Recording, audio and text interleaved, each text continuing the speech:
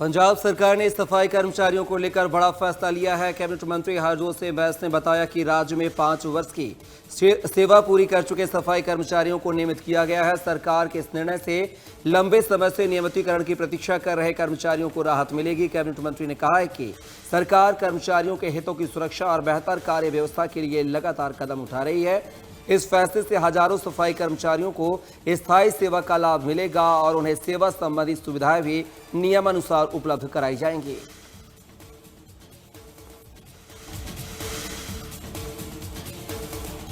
Monsoon के साथ बढ़ते डेंगू के खतरे को देखते हुए लुधियाना स्वास्थ्य विभाग ने तैयारियां तेज कर दी हैं। कार्यवाहक सिविल सर्जन हरिंदर सूद ने बताया है कि डेंगू की रोकथाम के लिए करीब 130 टीमें तैनात की गई हैं, जो घरों और संवेदनशील इलाकों में जाकर मच्छरों के लार्वा की जांच कर उसे नष्ट करेंगी। विभाग ने सिविल अस्पताल समेत CHC केंद्रों पर भी आपातकालीन व्यवस्थाएं पूरी कर ली हैं। स्वास्थ्य विभाग के मुताबिक अब तक जिले में डेंगू के 12 मामले सामने आए हैं, लेकिन किसी मरीज की मौत नहीं हुई है।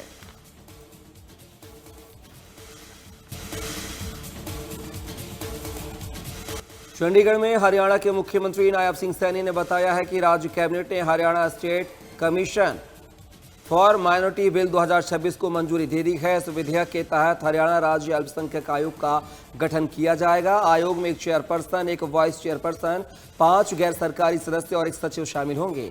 आयोग का कार्यकाल 3 वर्ष प्रस्तावित किया गया है। मुख्यमंत्री ने बताया है कि आयोग को सिविल कोड जैसी पावर भी प्रदान की जाएगी। सरकार के अनुसार यह आयोग अल्पसंख्यक समुदायों से जुड़े मामलों की सुनवाई और समाधान में महत्वपूर्ण भूमिका निभाएगा।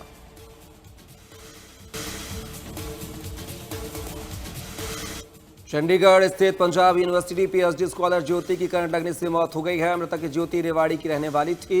छात्रों ने कैंडल मार्च निकालकर ज्योति को श्रद्धांजलि दी। छात्रों ने घटना की निष्पक्ष जांच और परिसर में सुरक्षा व्यवस्था मजबूत करने की मांग उठाई है। प्रदर्शन में बड़ी संख्या में लोगों ने भाग लिया और जिम्मेदार लोगों के खिलाफ उचित कार्रवाई की मांग की।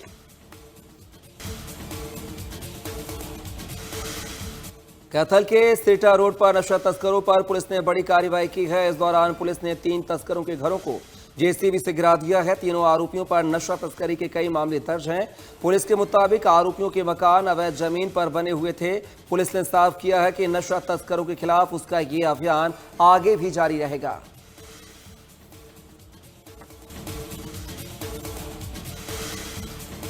अंबाला छावनी रेलवे स्टेशन पर एक फर्जी विजिलेंस इंस्पेक्टर को गिरफ्तार किया गया है। अमृतसर से दिल्ली जा रही ट्रेन में सफर कर रहे एक व्यक्ति के गले में ट्रैफिक विजिलेंस इंस्पेक्टर का आई कार्ड लटका हुआ था। टिकट चेकिंग के दौरान जब TTE को उस पर शक हुआ तो RPF को सूचना दी गई, जिसके बाद GRP ने मामला दर्ज कर जांच शुरू कर दी है।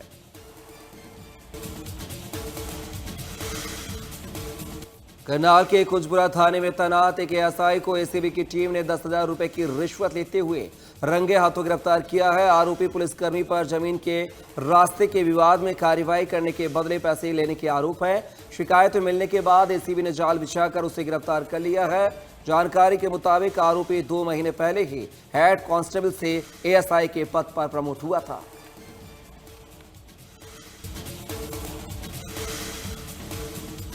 सोनीपत पुलिस ने मुरथल थाना क्षेत्र में हुई लूट का खुलासा कर दिया है। पुलिस ने इस मामले में एक आरोपी को गिरफ्तार कर लिया है। पुलिस ने आरोपी से लूट की रकम बरामद की है। पकड़े गए आरोपी ने बीती 26 जुलाई को शराब के ठेके पर सेल्समैन पर हमला कर 15,000 रुपए लूट लिए थे। पुलिस के मुताबिक आरोपी चोरी की बाइक से वारदातों को अंजाम दिया करता था।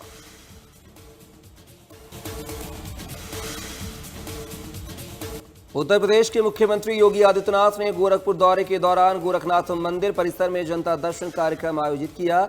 इस दौरान मुख्यमंत्री ने बड़ी संख्या में पहुंचे लोगों से मुलाकात की और उनकी समस्याएं सुनी।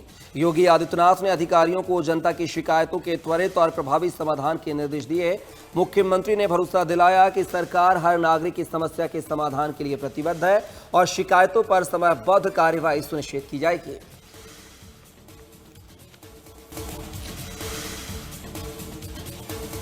लखनऊ में हजरतगंज के नए विधायक निवास में पूर्व राज्य मंत्री और बीजेपी पिछड़ा वर्ग प्रकोष्ठ के प्रदेश महामंत्री नानक दीन भुर्जी की 7वीं मंजिल से गिरने से मौत हो गई है। पुलिस का कहना है कि यह मामला आत्महत्या का है या हादसा। इस बारे में अभी तक कोई कहना जल्दबाजी होगा। फिलहाल मौके से मिले CCTV फुटेज और प्रत्यक्षदर्शियों के बयान के आधार पर मामले की जांच की जा रही है।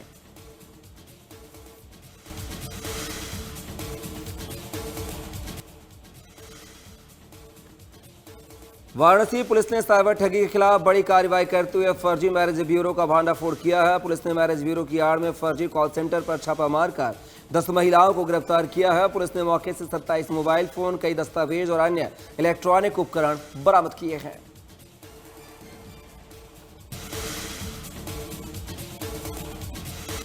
पीलीभीत में एक हैरान कर देने वाला मामला सामने आया है, जहां एक युवक ने गिरफ्तारी से बचने के लिए अपनी मौत की झूठी कहानी रच डाली। परिजनों ने उसे नहर में डूबा बताया, जिसके बाद पुलिस ने कई दिनों तक गोताखोरों के साथ सर्च ऑपरेशन चलाया, लेकिन सर्विलांस जांच में खुलासा हुआ कि युवक जिंदा था और हुलिया बदलकर दूसरे जिले में नौकरी कर रहा था। पुलिस के मुताबिक आरोपी ने नहर किनारे जूते छोड़कर डूबने का नाटक किया था।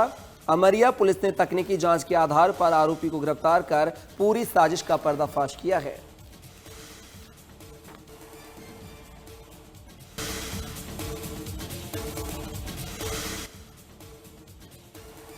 कांवड़ मेला की तैयारियों का जायजा लेने उत्तराखंड के राज्यपाल लेफ्टिनेंट जनरल गुरमीत सिंह हरिद्वार पहुंचे। राज्यपाल ने मेला कंट्रोल रूम में बने अत्याधुनिक सीसीटीवी कंट्रोल रूम का निरीक्षण किया और अधिकारियों से सुरक्षा, भीड़ नियंत्रण, यातायात व्यवस्था और श्रद्धालुओं की सुविधाओं की जानकारी ली। उन्होंने कहा कि कांवड़ मेले में हर श्रद्धालु की सुरक्षा सरकार की सर्वोच्च प्राथमिकता है। राज्यपाल ने AI आधारित निगरानी, आधुनिक तकनीक, स्वच्छता और पर्याप्त सुरक्षा बलों की तैनाती पर जोर दिया।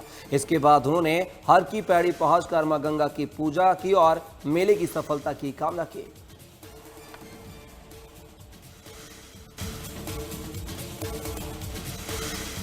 उत्तराखंड में भारी बारिश की चेतावनी के बीच IMD ने 29 और 30 जुलाई के लिए ऑरेंज अलर्ट जारी किया है। मौसम विभाग के पूर्वानुमान को देखते हुए बागेश्वर, टिहरी और चंपावत जिलों में कक्षा 1 से 12 तक के सभी स्कूलों को बंद रखने का आदेश जारी किया गया है।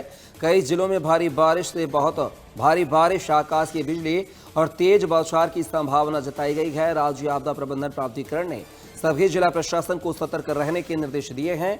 लगातार बारिश के कारण कई स्थानों पर भूस्खलन और सड़कें प्रभावित होने की स्थिति बनी हुई है।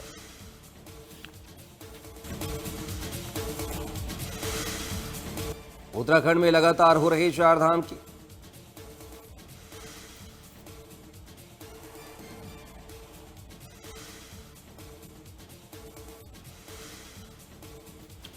लोकसभा में पब्लिक एग्जामिनेशन अनुचित साधनों की रोकथाम संशोधन विधेयक 2026 मंगलवार को पास नहीं हो सका। विधेयक पर दोपहर 2 बजे से रात 11 बजे तक करीब 9 घंटे चर्चा हुई, लेकिन कई सांसदों की बहस बाकी रहने के कारण कार्यवाही स्थगित कर दी गई है। लोकसभा अध्यक्ष ने सदन को आज सुबह 11 बजे तक के लिए स्थगित किया है। अब विधेयक पर फिर चर्चा और वोटिंग होगी।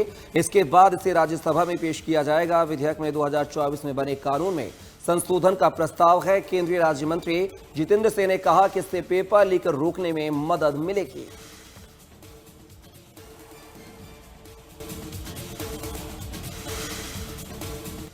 जम्मू कश्मीर में अगले कुछ दिनों तक भारी बारिश की संभावना को देखते हुए मौसम विभाग ने सतर्कता बरतने की सलाह दी है।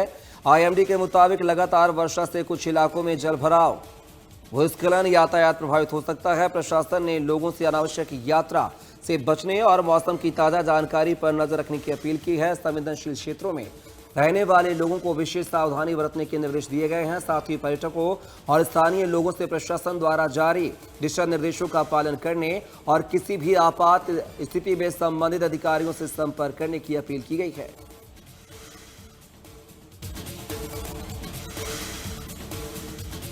मंडी पठानकोट राष्ट्रीय राजमार्ग 154 पर कोट रोपी के पास हाल ही में तैयार नई सड़क में अचानक धंसने से प्रशासन सतर्क हो गया है। SDM पद्धर सुरजीत ठाकुर ने मौके का निरीक्षण कर निगरानी बढ़ाने के निर्देश दिए। छोटे वाहनों को नियंत्रित तरीके से निकाला जा रहा है, जबकि भारी वाहनों की आवाजाही पूरी तरह रोक दी गई है। उनके लिए वैकल्पिक मार्गों की एडवाइजरी जारी की गई है। मौसम बिगड़ने पर छोटे वाहनों की आवाजाही भी रोकी जा सकती है। वर्ष 2017 के भीषण त्रासदी को देखते हुए प्रशासन ने लोगों से अनावश्यक जोखिम न उठाने और दिशा निर्देशों का पालन करने की अपील की है।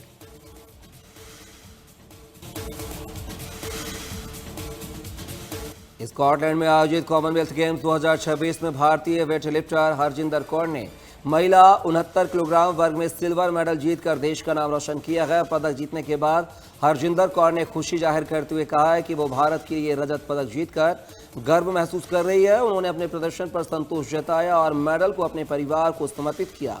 हरजिंदर ने भारतीय फेडरेशन और केंद्र सरकार का धन्यवाद किया, जिन्होंने खिलाड़ियों को यहां तक पहुंचाने में सहयोग दिया।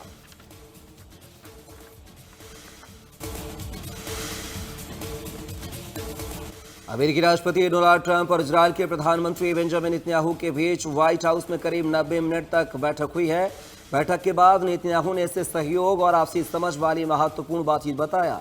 उन्होंने कहा कि दोनों देशों का साझा लक्ष्य ईरान को परमाणु हथियार हासिल करने से रोकना है।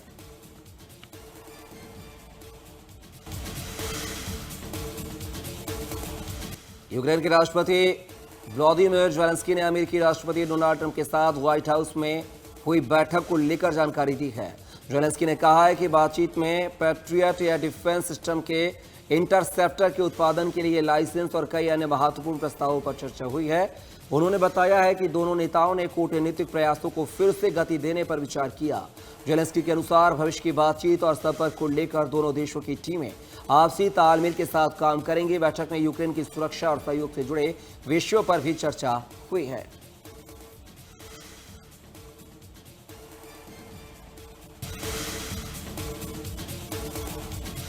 दुनिया भर में बढ़ते सैन्य तनाव के बाद कई देश अब बड़े पैमाने पर गोला बारूद बनाने में जुटे हुए हैं। अमेरिका, ब्रिटेन और यूक्रेन के देशों में बड़े पैमाने पर विस्फोटक बनाने की तैयारी है, जिसको लेकर फैक्ट्रियों का निर्माण किया जा रहा है।